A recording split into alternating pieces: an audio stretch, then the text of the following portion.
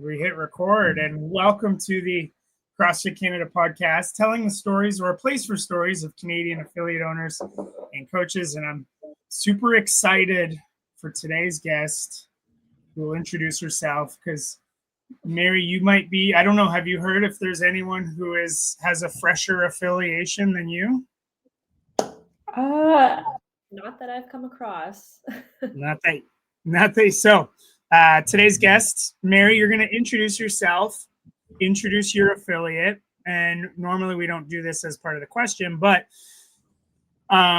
when you affiliated, because that's part of the story. And then question of the day, because we do this like if you were to drop in at my affiliate, because based on where you live, are you a summer person or a winter person? Okay. My name is Mary Martin, and I own and run CrossFit Revelstoke in Revelstoke, British Columbia. And I opened up in January. So January 2025, it's been, we're going on 10 months of being affiliated and running the gym. And am I a summer or winter person? I would say summer. Okay. But winter goes hard here. So I do like the weather in the summer, but we're never short of activities in the winter. So yeah. Well, that's like I've never been to Revelstoke, but I've been to Jasper, and we went. I would always go in March, and it would always be dead. And they're like, "Oh yeah, it's because we're a summer town." So I think maybe people always assume in the mountains like the wintertime, because especially you're part of the Powder Highway. Oh yeah, I think the population in town almost doubles in the winter. People just flock to come skiing. Mm-hmm. Okay. And does that affect your business? And I mean, I know you've only got one winter under your belt, but what was that like? Yeah, so I opened up in January, which would have been kind of midway or just start of ski season. And so most of the old members, because there was an affiliate here before, came back. But I am told by the previous owners that coming up into this fall season and leading up into December is the busiest time. So I'm hoping that I haven't experienced the busiest time yet, and that's still coming. So I think we're going to see an uptick in numbers come October, especially November is most likely the busiest month. Everybody prepping for ski season. It's kind of shoulder season, not really great outside. And then hopefully that continues through the winter. Mm-hmm. Cool. Well, we'll dig into that a little bit more, but tell us about yourself. When did you first get exposed to CrossFit? I think it was around 2017. I was still in university and I played Division I softball in the US. So I was down there doing that, and it was actually my dad who started CrossFit. And he would show up to my games. So I would only see him on a less frequent basis. He would just pop up and come down and watch me play. And every time he had lost more and more weight. And then he was telling me all these things like, oh, I'm doing CrossFit. I'm doing these crazy workouts, talking about wall balls. I was like, I don't know what you're doing. That's crazy. You need to stop this. But then I would go back in the summer, and I'd gone back in the summer, I think of 2017, and started training with him. So we would go for runs, and my dad was kicking my butt. And I was like, man, I'm an athlete. My dad's twice my age. Like, what is happening? I'm panting as we're going for runs. And he had lost like, I don't know, a ton of weight, looked incredible, was in really great shape. I was like, what happened? And so the end of my career ended with COVID. So kind of ended a little abruptly, but I started going to the gym with my dad and really got got into CrossFit mainly because of the competitive nature. And so me and my dad started going, and we would start competing against one another. We would get the workout in the morning because it would get released the day of. We'd get the workout, we'd talk about it, talk strategy, show up to the gym and just go as hard as we could. And so that's really how I got into CrossFit, was through my dad. Yeah. Very cool. And where geographically was this? This was in Winnipeg, Manitoba. Okay. Yeah. So we started a gym that doesn't exist anymore. Okay. It was CrossFit Roboreen.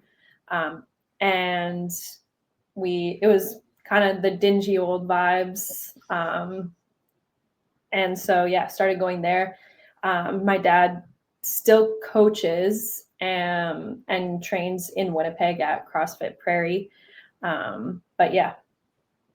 Very cool. And where did you go to school to play softball? I was in the Dakotas. So I went to the University of North Dakota. And then I finished a year at the University of South Dakota. So I was in the prairies. I was pretty close to home. Okay. Yeah, that's what, a 5-hour drive from Winnipeg down to North Dakota? Yeah, so in Grand Forks, where the University of North Dakota is, it was 2 hours away from home. Oh, okay. So okay. Funny enough, I was the closest person, like I was geographically closest living in Grand Forks than all of my teammates. Like I had teammates from Vegas, I had teammates from Florida, from Texas, Arizona, but I was the closest, and I was from a different country. Yeah. Cool. So it was pretty sweet. I've done that drive once. Flew into Winnipeg, drove down because we were going to Minnesota. So drove down to North Dakota and then cut over to it's not worth remembering where it was, but it's just a straight line up and down, right? Oh yeah. Flatlands. Very cool. So so dad starts doing CrossFit, you guys start, strategizing, talking workouts, all that stuff. What and when was your first, like, I think I might want to coach this, or better yet, because if you said dad's coaching too, like who was the first one to start that conversation? Yeah, so me and my husband made the move to Revelstoke. Gosh, we've been here 3 years now. And when we were moving, the first thing that I looked at was, is there a CrossFit gym in Revelstoke? Sure. And sure enough, there was at the time. So the previous owners, Steph and Turner, Steph, like she competes as a master's athlete. And so I was looking them up. I'm like, oh my goodness, this is going to be so great. And I remember walking into the gym, and I think almost like one of the first conversations was, yeah, I have been thinking about taking my level 1. And so we had an initial conversation like that. And Steph was like, yeah, you should meet Turner and we can have a chat. And then I think, so we had moved to Revelstoke in August, started going to the gym right away. And then by October, I had taken my level 1 and was shadowing and working through coaching. By November, I think it was. So it was pretty quick. I was just kind of floated it up in the air. I had previously coached softball, but there's not a huge softball community in Revelstoke. So I knew I liked coaching. And so I wanted to keep that part of me going, or that development of me going. And so it was just kind of a really natural transition, just a conversation. And then there it was. And then I think, I can't remember how long it was after I took my level 1, my dad signed up for his, because he started going to a new gym. Okay. Because the old gym that we went to had shut down. So he started going to this new place. And then what they had posted a thing of, oh, who wants to coach? And he sent me a message. He's like, I'm really thinking about coaching. And so I think it was just kind of a spark that grew in him as well. Like I remember him, he coached hockey, like my hockey team, and then other young female hockey teams. And then he was always our manager for softball. So I think he was really into the coaching as well. So yeah, it was me who coached first. I just want to get that straight. and then it was him, but yeah. So what, like jumping around a little bit or jumping back a little bit. So you go to softball, or excuse me, you go to play softball in university.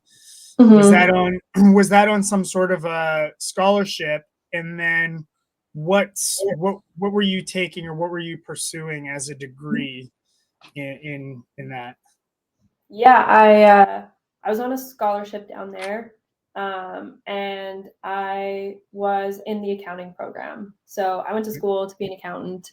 I double majored, had a degree in French as well. Just coming from Winnipeg, we have a big French community there.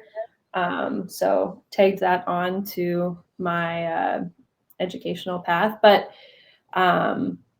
started with accounting, and then kind of went a different route. I got a master's in human rights studies and international development, where I've studied overseas a bit. So my path isn't quite linear, and then ended up in later years finishing that accounting degree during COVID. So that was, that's my education background. Yeah. Because I'm just trying to like piece the things together here, and mm-hmm. Right, because if it's my understanding, you kind of alluded to the fact that your softball career ended because of COVID. Mm-hmm. You started doing CrossFit in 2017. So sorry if I missed it, if you said it, but because you had said you started at this new gym when you guys moved to Revelstoke in August. Mm-hmm. What year was that? We moved to Revelstoke in, it's 2025, 2022, 2020, okay. 2021, 2022, somewhere around there. So I'd already been doing CrossFit a couple years. Yeah. I finished university in 2017. And then funny enough, like I got a job in the US where I was commuting back and forth from Winnipeg to Grand Forks on a weekly basis. So I was going down there and was training at a gym, CrossFit Tundra, in Grand Forks, North Dakota, which was really great. So I was there for a couple of years, and then we made the move out to Revelstoke. So yeah, there's a little bit of a time period in between that schooling and the move out here. Gotcha. Okay. Yeah. And was that role that you got in Grand Forks, was that an accounting job, or was it something complete? So it was accounting. Okay. Yeah, I was working for a nonprofit down there, the Community Violence Intervention Center. And it was a great place to work. It was just a tough go, always coming down to the US. I was in Grand Forks Monday to Friday, would drive home back to Winnipeg, be there on the weekends. So it was just a tough schedule to manage, especially I was like being away from my husband at the time we were engaged. So it was just a move to, it was just tough on both of us. Mm-hmm. Because I guess what I'm really getting at is you didn't have much time as an accountant before you jumped into like small business ownership as a career. And I mean, I guess if anyone, like my professional training is in broadcasting. So if we were to compare degrees, I feel like your accounting degree probably sets you up a little better than my broadcasting diploma does. And, here we are. But before we get into that, what do you think upon reflection it was about CrossFit? Because your dad did it, you guys were doing it, but then you were like, hey, if I'm going to be living down here and from Monday to Friday, I need to have an affiliate to go to. When you moved, you're like, I have to have an affiliate to go to. So what do you think for you, why do you think it's stuck and compared to just it being this thing you did in university? Yeah.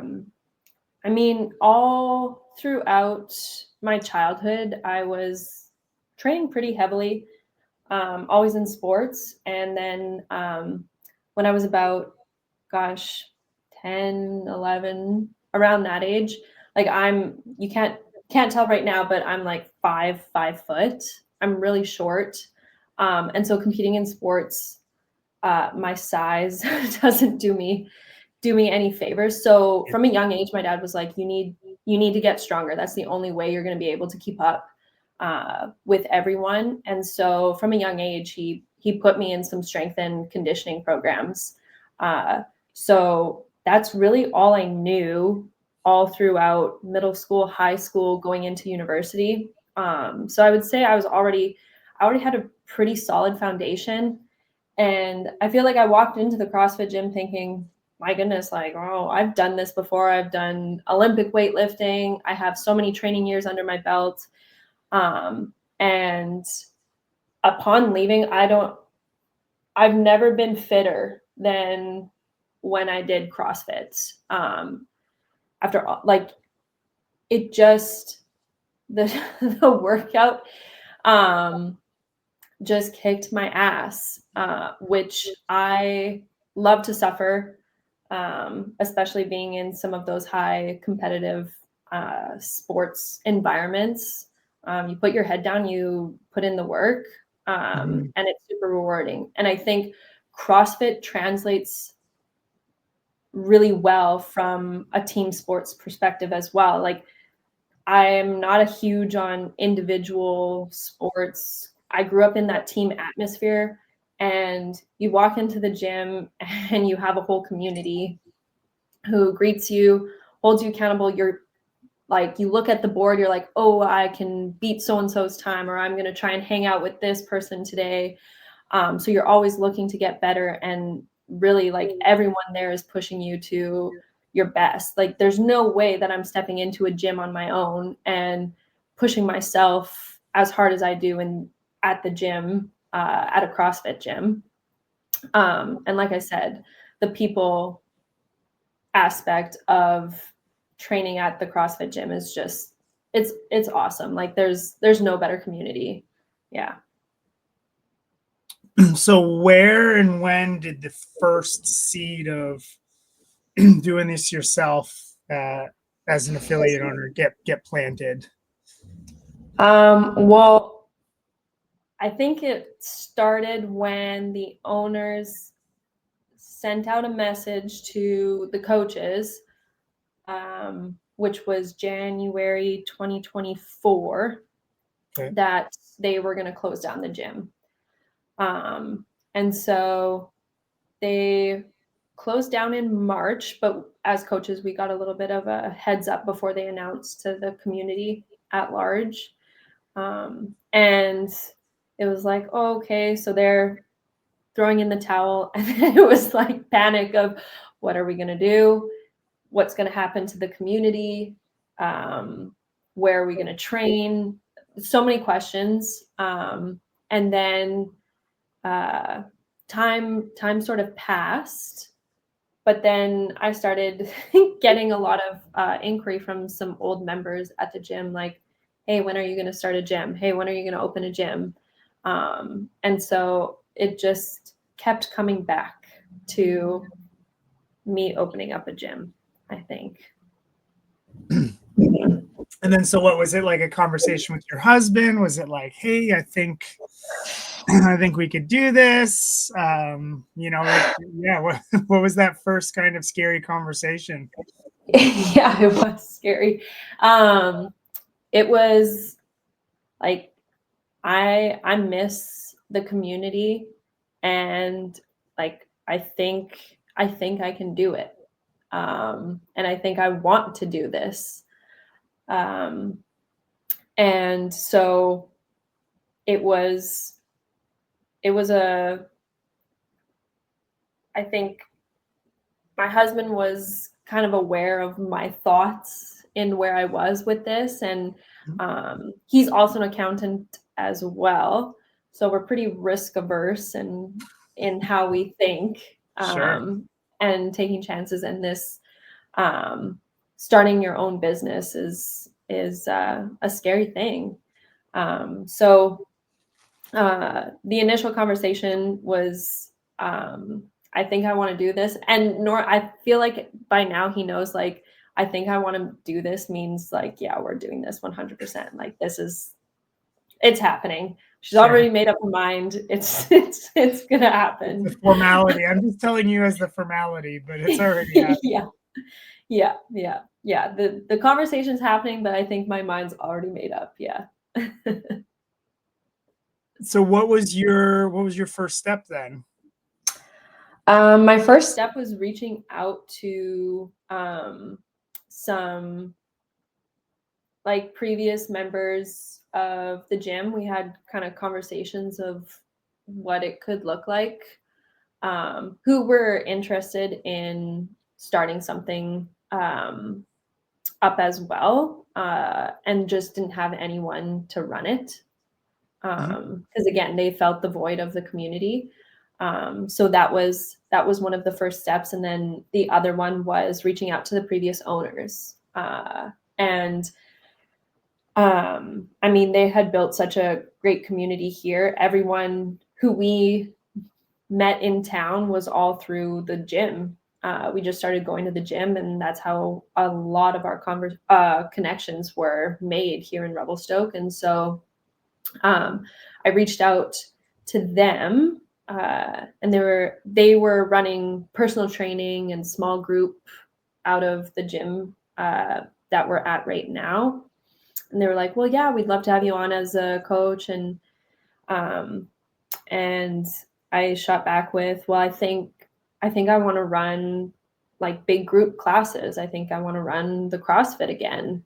I'm really missing that community. And so she called me up and she offered me an agreement to rent the space and equipment to get started at certain times, which was a great first step in running this business. So yeah, I think those two, like meeting with some key players and in getting some help and getting some mentorship was really, really huge. I also reached out to, there's a CrossFit affiliate in Salmon Arm, which is about an hour away from us. So I reached out to that owner and was having some conversations with him as well, about his process, how he opened his gym, because they've been around for over 10 years now too. So yeah, just gathering information really.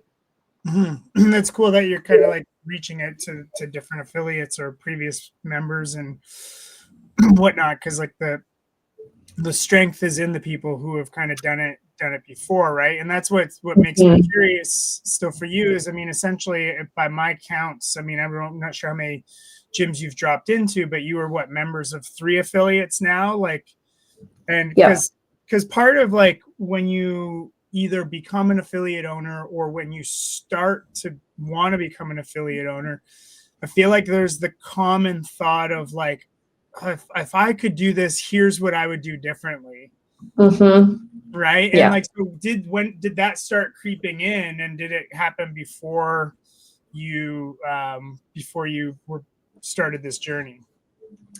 Yeah, I definitely think that initial gym that I started out with my dad, we would talk about it all the time. Again, he's an accountant as well. So we talk about numbers. We talk about, okay, like viable businesses. What does it look like? And so, if we were doing this, we would do it this way. Or if we were running the place, it would be great if, or, throwing some ideas out like that. When I moved down to the US, like CrossFit Tundra, they were doing things really differently than what I was used to. So I would say that first gym, what we loved best was the programming. You would show up and the programming was honestly the best that I've experienced in my years of CrossFit. And so he really shined in his programming. Okay. And wasn't necessarily able to keep the business going because there were some things that came about. But when I got down to Tundra, I believe they are with Two Brain Business, so getting some consulting there, and so had the no sweat intro.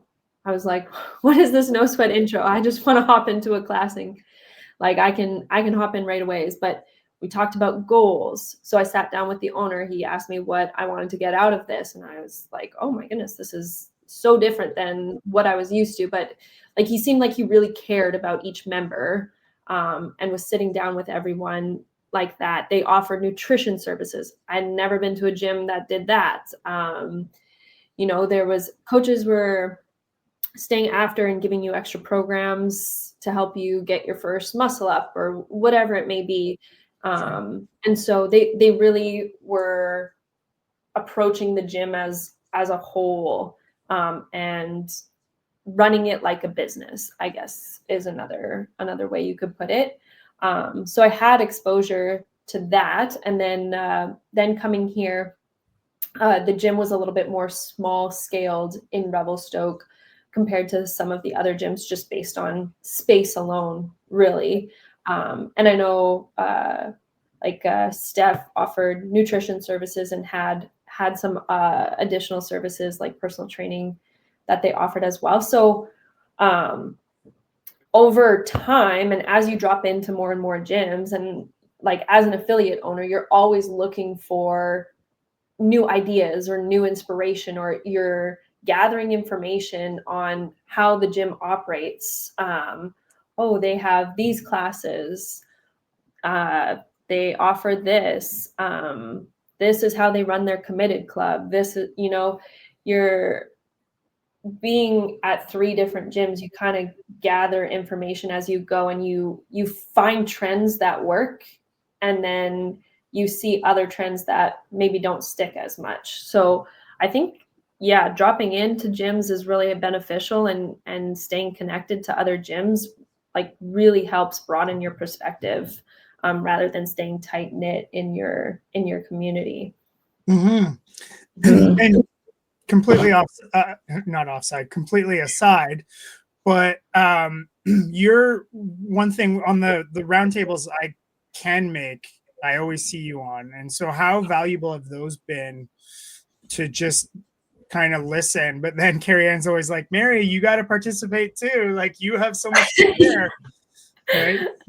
Mm-hmm. No, those are great. Like the roundtables, again, like connecting with other affiliate owners and learning what others are doing is so helpful, especially when most of the people who are coming to the CrossFit like Canada roundtables have been in the affiliate game 10 plus years, for as long as Carrie Ann has been running her affiliate.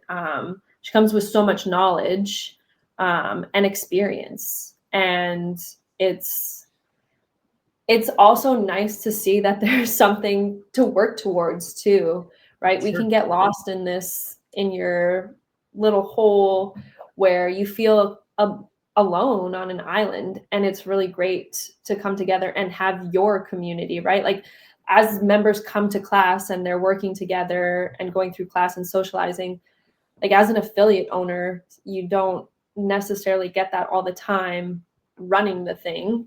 And so to have that community too and have that support system is huge. Yeah. So you kind of alluded to it, but I want to dig into it a little bit more. So currently, as it stands right now, you are renting the space and the equipment, correct, off. So they're running and this is the previous owners of the gym. They have the space, and you're basically in for when you run classes, and then you gotta boogie out of there, right? Or whatnot. Yeah. Mm-hmm. So what's Yeah, that? so What's that arrangement look like? Yeah, in terms of your class times and everything. yeah, so I think this was honestly such a great way to get the gym up and running.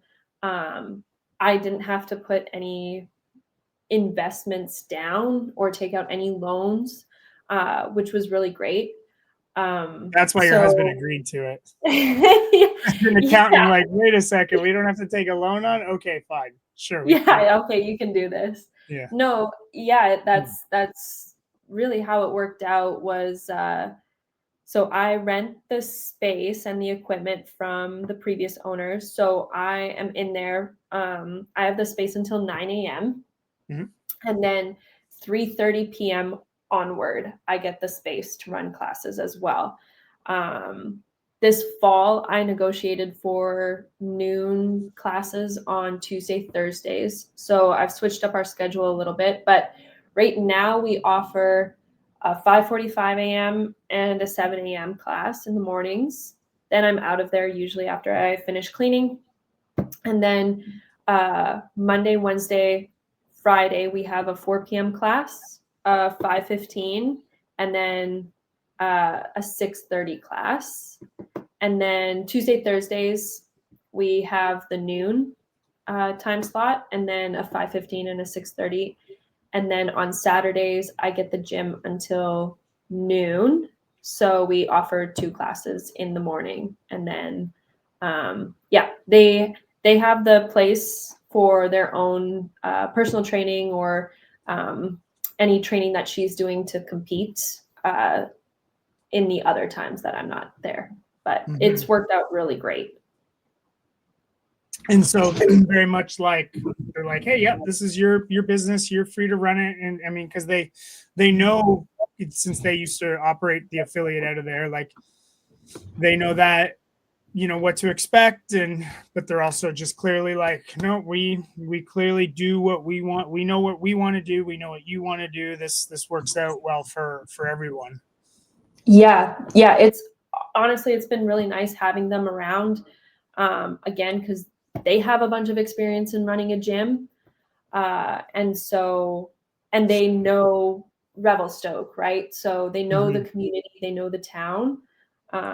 So that's been really helpful. And I think, yeah, they've been more than supportive in helping me get the business up and going and running, which I'm super grateful for.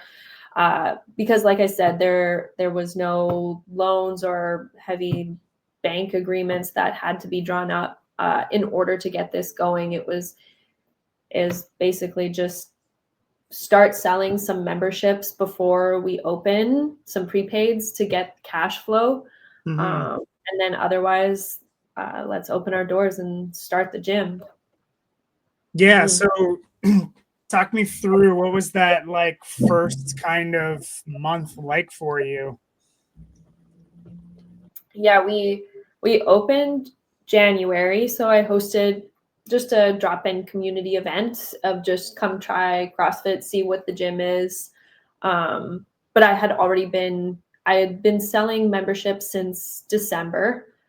So I opened up some prepaid memberships of buy a year pass, and I gave a discount on a founders member discount for those passes, just like I said, so I could get some cash flow and get running on that first month. So I had some money to pay rent and do the things. And then like right on after the event, the community event, it was, we're gonna go with this schedule, and I was there at the gym just coaching, doing the thing. Yeah. Was there like any moments of like, holy shit, we're really doing this? So many. I think a lot of them came before actually opening the doors.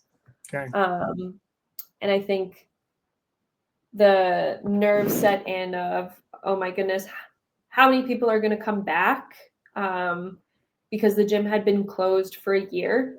And so, people fall out of routine or find something else, right? There's so many other activities they could be doing out there. So there were some initial nerves of, I don't know if this is going to be viable. I don't know if this is going to sustain itself. Again, being accountants, I was really worried about numbers. And so, and we had this agreement too, me and my husband, of like, if this doesn't work, like, we can't continue this if it's not making a profit. Like, that we're shutting it down, and you have a year to prove that it's sustainable. It's a sustainable business in this town.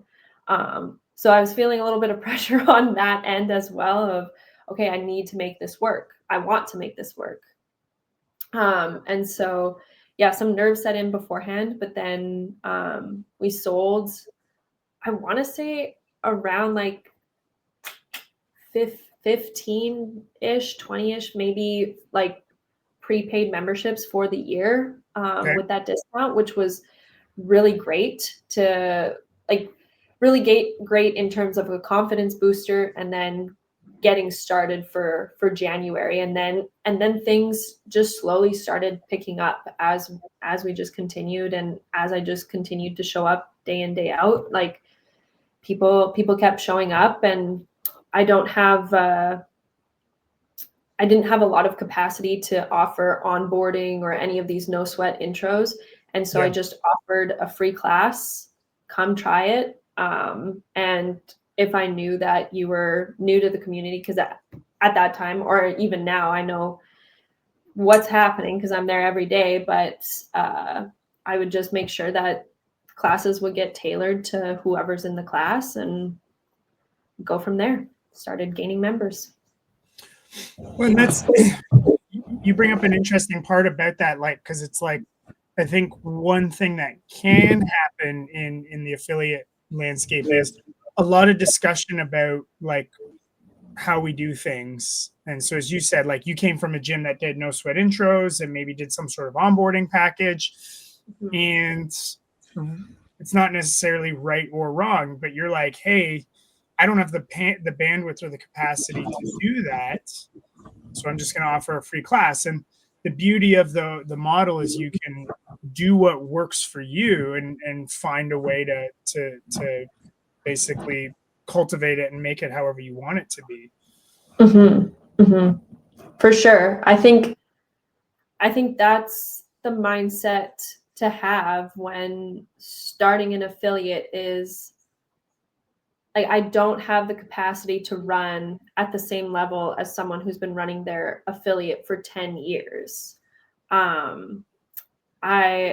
now I'm up to, I think, around 5 coaches that I've recruited since starting, but it started with me and one other coach who was coaching one evening, one morning. And so, and also given our space is pretty small in comparison to quite a few other gyms. Like, you run what you can given your circumstances. And you really have to be aware of that, especially when you're first starting, of, you might not have it all at the beginning. Like, you're not going to have the brand new equipment, or, again, it would be nice to have 33,000 square feet to run bigger classes, or have more space, or have a space where everybody has their own barbell. But you make it work. With the smaller space, people share barbells. You tailor the workouts to what you can provide for your clients. The no sweat intros, maybe one day we'll have enough capacity to offer onboarding or fundamental classes. But right now, the free trial has been going very well. And so that's what I've been able to handle. And it takes time to build to those things, and you have to start somewhere. And you say things like, more space or more equipment or more barbells, but like I almost argue that like sometimes that can be a deterrent. Like one of the best things you can do is be in a small space. Like when you give everyone their own piece of equipment, you're separating them. And you know, Revelstoke, as you said at the start of this, like potentially doubles in size, but it's probably still at the core a core community of people, and they probably like that like small cramped, you know, it's like going up the gondola up to the top of the mountain. You know, everyone likes standing shoulder to shoulder. Yeah, you make it work, and it's like we only have 4 rowers and 4 assault bikes upstairs, and so any workout, like, hey, you're the first one to the rower, it's your lucky day. You get to row, otherwise you're hopping on the bike. And you know, it's I think it does something for members too. Like, you're not always going to get what you want in real life. And so, you know, grab the piece of equipment that you can. You're going to have to share. You're arguably with a partner, you're pushing yourself a little bit more because you don't want to let your partner down, or you're trying to get off of that piece of equipment so that your partner can get there and work on this timeline. So people get just as good of a workout with sharing equipment or being cramped in a smaller space. You don't need much. Yeah. Well, you follow, we've talked about this offline. You follow CAP as well, right? Yeah. Sure. So one thing I've started doing, because like our mornings and for us, it goes in waves, but like our mornings have been super, super busy. And I was like, okay, I want to test the limits of like our classes. And so I started putting it on my own notes in the CAP notes of like a big class logistics. And we modified one of the service cup workouts, the rowing and farmers carry workout, because we don't have anyone signed up for the service cup, but we still ran the workouts, and we still called them that. But the point is like we changed that workout to a team of 3, and it was the talk of the whole day in a good way of like how much fun people had, and like no one cared that like, oh, the 6 and 7 a.m. scores were different than all the rest of the scores. But it was like everyone talked about how fun it was. So sometimes it's like, I wonder if maybe some either newer owners or some coaches considering starting their own affiliate are like, well, I need to have 10 rowers right off the start. It's like, not necessarily. Like you're limited really only by your creativity. Oh, for sure. And I am with the best hour of their day. And I know a big thing that they talk about too is don't program yourself into a hole. So oftentimes I'll look at the CAP workouts and I'll have to modify them. And I just make sure that they work within our space. Maybe we're not picking up barbells today, and maybe we're doing dumbbell thrusters, which arguably are nastier than the barbell. They're not arguably, they are. Yes. So there's always a workaround, and yeah, you definitely don't need much to start off. Like you can turn any workout into a partner workout, and like you said, people love it. You know, they work together, or you see kind of like a trash talk style of like certain groups competing against others, and it's just a fun environment. Very cool. So within your first year, they're like, you know, they're coming up on 10 months now. What's been a pleasant surprise for you, just overall? Like, and let's say like on the business side of things. Business side of things, I'd say a pleasant surprise was the numbers throughout the summer. Okay. I was really expecting a drop this summer, but we stayed pretty consistent through June, July. August dropped off. Most people were away or on vacation. But I think the consistency of members has been a pleasant surprise. So yeah, that's been good. Cool. And then what's what's been a challenge for you in your first 10 months here that maybe you didn't plan for or foresee, or just something that maybe you did plan for and you're like, yep, this was exactly as difficult as I thought it would be? A challenge. I would say a challenge has been finding coaches Sure. and building a team. So like I said, I started with one coach who was one evening, one morning, and then I was coaching the rest of the classes. And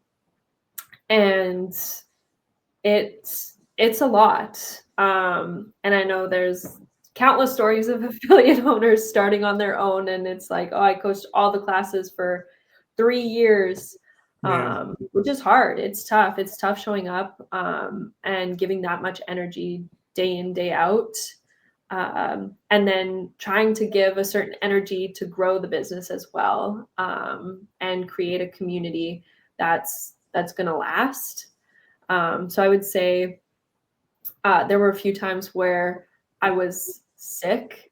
Like last winter, there were a couple weeks where I was just sick, and would pop some Advil, have a cup of coffee, get to the gym, and I was on, and it was great. And then I would come home and just crash.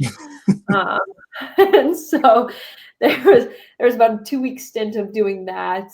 But over time, there's been a few people who have really stepped up in the community and have gotten their level 1 and started coaching. And so I think I'm entering this new territory of managing people, which is a very foreign concept for me.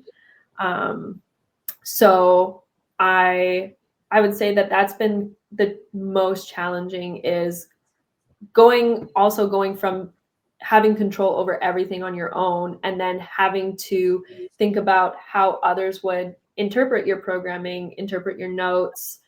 Am I giving them enough support? Are my members getting that consistent experience no matter who's going to be coaching on the floor?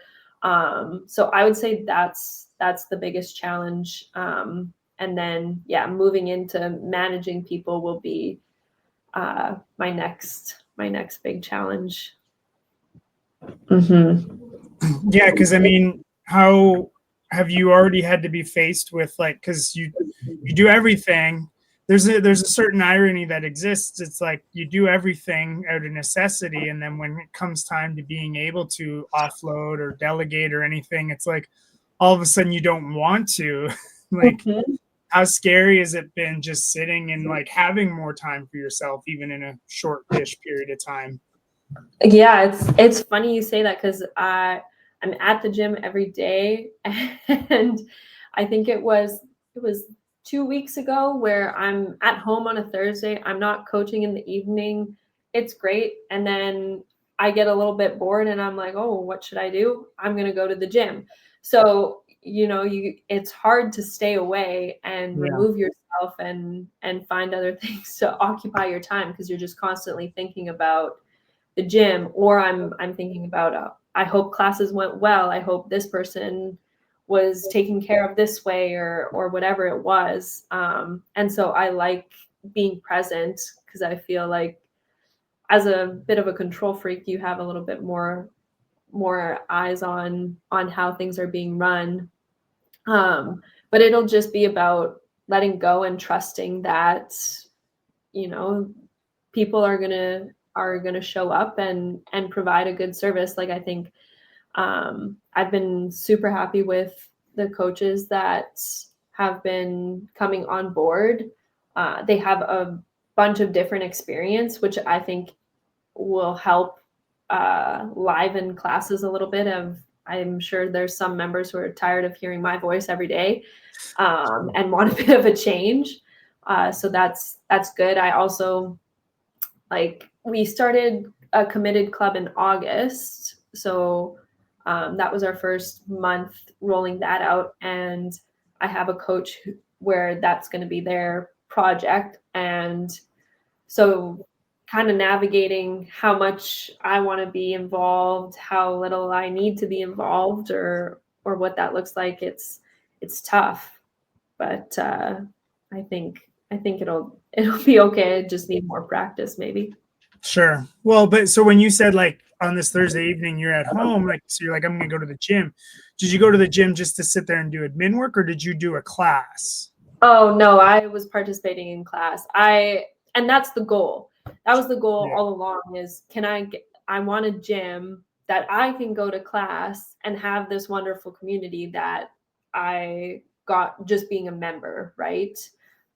So that's always been the goal, is to where I can show up and go to class and do the thing. Yeah, no, and I think that gets overlooked, and I've fallen guilty of that to like, it's like I'll do the workout. I'd always, even we were ham plan, and then when they switched to cap, we've always been doing cap, and like, oh, I always did the programming, but I would do it at off hours because it's 45 minutes. I could get it in and out and done. But just this year alone, really committed to doing classes. And like today, as we're recording this, it's a Monday. I haven't had to go to the gym today. We're going to hang up and I'm going to go do the 4:30 class. And like, that's my day. But that's sometimes all you need to actually do. You can, I can do emails and stuff from home, but you can go in and like hang out, do class, maybe just put this thing away or tidy up and just fart around and be on your way. And it doesn't have to be so like kind of controlling or held on to so tightly. But you also don't need to remove yourself entirely also. For sure. Yeah, that's the reason I started the affiliate in the first place, was because I loved going to class and I wanted that in the community. And so to get to a point where I'm able to go to class, I think is a step in the right direction. And I know, like, I think members find it fun too. Because oftentimes they'll ask me if I've done the workout or whatever. And it's exciting when I get to come to class, and I've seen like members change the time of day, and they're like coming and I'm like, oh no, I'm going to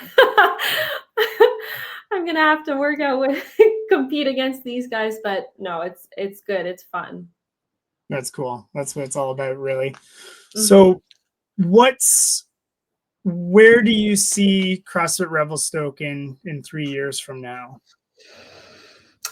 3 years from now. Well, hopefully we've graduated to our own space. I think that would be great. Like I said, this past year, starting with the agreement that we had was great to get things up and running. And then I think naturally, as we get more established and start to continuously grow, it doesn't necessarily need to be a bigger space, but I think our own space to then switch schedules or have a little bit more control over the space would be great. I think starting to build some of those programs like Committed Club, celebrating folks that have come in for their 100 classes, 250, starting to implement some social events and start to get some things on the calendar that are reoccurring on a yearly basis would be great. So I think over the next 3 years, it's going to be primarily community focused in terms of how can we really solidify this community? What is going to keep people engaged and interested in the thing after a year, 2 year, 3 years? What's going to keep them coming back? And hopefully by that time too, coaches will have a ton more reps in their back pockets, and hopefully the thing just keeps getting better. That's the goal. Very cool. And then finally too, when CrossFit really kind of exploded up to like 15 to 16,000 affiliates, it was very common to have a coach leave and open a gym, or Mm-hmm. people pursue that. And then, of course, like with all the stuff that has happened in the past 5 years, there's less affiliates now, but I think there's going to be a second wave or whatever wave it would be. So my question is, what advice do you have to someone considering opening an affiliate? I think, I mean, the theme for me has been you don't need as much as you think you do to start. Like, you can start from nothing, and build it slow.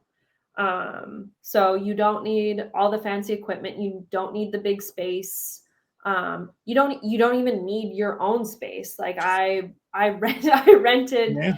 this time slots, right? Like maybe you just start with a couple classes here and there, or start with some regular classes on a weekly basis, and you're renting some space and you grow that community from your garage. I've heard a bunch of people starting and move from their garage to finding spaces elsewhere, but they already have that community built up. And I think that's a really cool thing, because you can open an affiliate and CrossFit isn't going to tell you how what it looks like or what kind of business you need to run. Or you apply for your affiliation, you get it, and you can do what you want. And so I think you can get really creative in how you can start something, and it doesn't have to cost you the $250,000 that CrossFit estimates that a gym will cost. Like, I remember looking at those numbers when first looking at opening an affiliate, and I was thinking to myself, like, there's no way that I can make that work. Right. But I don't think you need to go down that path. I think there's ample options of just getting started and just plugging away and getting scrappy with it. Yeah, and and there's like more resources available now than ever. Like, and you've had some mentorship with Affiliate U, and how instrumental has that been for you? It's been so great. Like I said, having mentors or finding people in the community that have been doing the thing and been doing the thing well and have seen success is a huge thing. Like, I steal ideas from so many different affiliates all the time, and try and implement them to our space. There's, for the committed club that we just rolled out, the winner of our committed club gets to create the workout of the day, and they get the workout named after them. And I stole that from another affiliate owner we were in a group chat or on a call, and you ask a question and you have so many resources out there, and it's such a tight-knit community, the like CrossFit affiliate community. If you just look, like, there's so many resources out there, like CrossFit Canada. Our roundtables are great. I've had conversations with people like an hour, a couple hours away. Every time I drop into a gym, you strike up a conversation. I've gotten people's business cards that are like, hey, anything you need, you let me know. It's like we all have each other's backs, and it's a really great learning environment. And Affiliate U it just broadens that a little bit more to a ton of affiliates in the US, or some even worldwide. There's affiliates in Europe that are sometimes on the call, or Australia, or whatever it is. But it's great resources. More tools now more than ever. So if you're thinking of opening an affiliate, follow Mary's lead, and you can always contact her for advice. And on that note, 3, 2, 1, time.